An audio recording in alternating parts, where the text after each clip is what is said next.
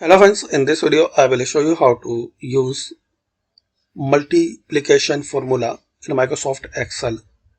So I will show you here, like you have this number 5 and you want to multiply with 7.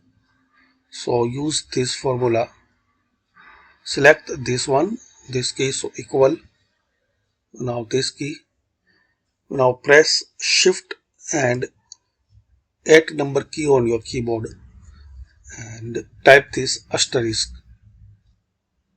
Shift plus 8. Now select this 7. Press enter. So you have this result.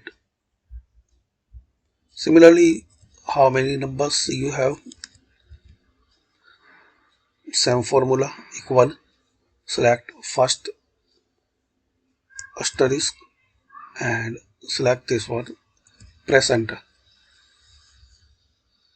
If you have you want to apply this column multiplication, like you want to multiply G column with H.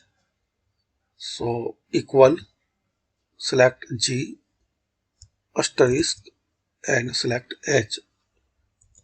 Now press enter. Now if you enter any number, so it will multiply here like this. What number you add here, it will multiply here. So thanks for watching.